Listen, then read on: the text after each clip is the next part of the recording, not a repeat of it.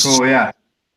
I'll Okay, do this test and I'll probably have to jump off, but I like the idea for sure, man. Yeah, this is a pilot test. We're in complete beta mode right now.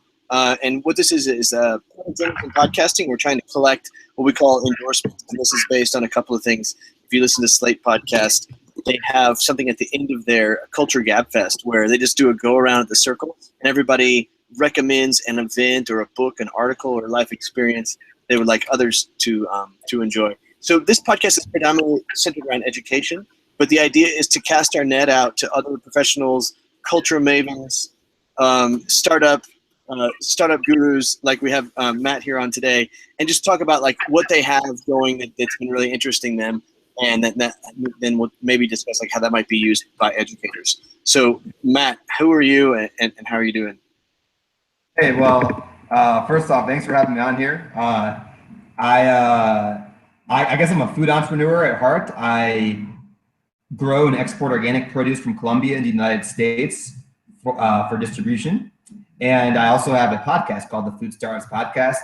I enjoy education and entrepreneurship, and I live in Bogota, Colombia right now. So Matt, I've been over at your house before, and there's the most eclectic set of books on your coffee table. You're constantly referencing or sending me links to interesting things on the web. What have you seen or read or experienced recently that would make an impression? Well, I'll tell you what, it's for those of you who are not familiar with Nassim Taleb, who wrote the book Anti-Fragile, The Black Swan, Fooled by Randomness, I came across one of his articles expanding on a concept called skin in the game. And I think it's one of the best ways to evaluate other people. And as well as kind of align your values. Let me explain.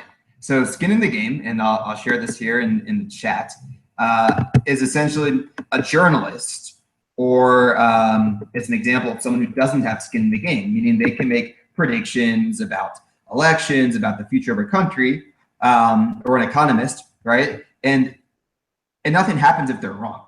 So in general, as a heuristic, if someone has skin in the game, meaning that if they're wrong about their prediction or their statement, that they'll suffer, I don't say suffer, but they will be negatively affected by it, meaning that as an entrepreneur, right? If I say, hey, I think that Ecuadorian organic coffee is the next commodity, and I can tell people that, but if I invest money in it, then you should take what I'm saying with a lot more reverence than if I just make a statement. So it's just the idea of thinking about skin in the game. How can you put skin into the game, and how to evaluate other people, especially in the news media when people make predictions and so forth. I think one of the first questions you should ask is, do I have skin in the game?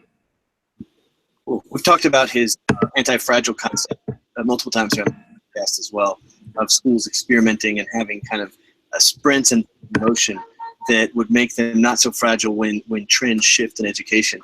I'm going to share a screen here real fast and just talk about. Can you hear me okay? Yeah. Okay, I want to make sure my mic wasn't still muted. So, hold on a second. Okay, you're going to have to give me like a 30-second pause here. I'll explain why in just a moment, which is even funnier. Okay. Well, while Chris is on pause, I'll just, well, everyone in, I hope you're having a good Friday. And okay. Okay, so what you're looking at there is a, I'm driving back right at this moment. The reason why I'm laughing, I'll show you on screen in a second. But this is a 360 projection, and you're only getting one little part of it. It actually wraps around about 275 degrees, and it's really tall, like as tall as 3 feet. And so what they do is they project specially taken videos and imagery, and it creates this immersive experience, very much like a virtual reality or an augmented reality experience. Although I would argue that 360 immersion creates a different kind of presence, is what they call it in virtual reality, in that you're in that space with other people and a group of people. So of course it promotes immediate sharing, immediate talking, and what we call the social construction of knowledge. Is it really like pushes people to share what they're looking at. And because of the way our foveal vision works, of course, what you're seeing is probably not what I'm going to be seeing, and so it gives even more reason to talk about it. So what we're doing is bringing school groups in there and then thinking about how we could use it as immersive space to crank up their sense of inquiry. So perfect for kind of an immersive experience to start a unit of study, for example. And so that's what I've been kind of working with over the last couple of weeks, is helping the group Sonic Design coordinate these. And then if you look behind me, I'm actually, this is a true Bogota experience, because I'm talking to Matt, who's in Bogota.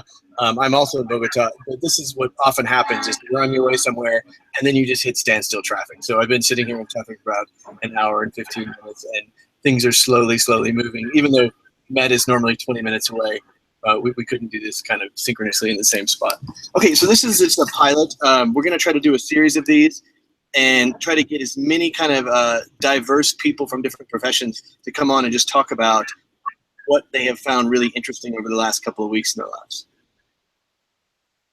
Amazing. Thanks, I'll see you guys next week. Chris, thanks for having me on, and have a great weekend, dude. And let's talk offline about all this. Great.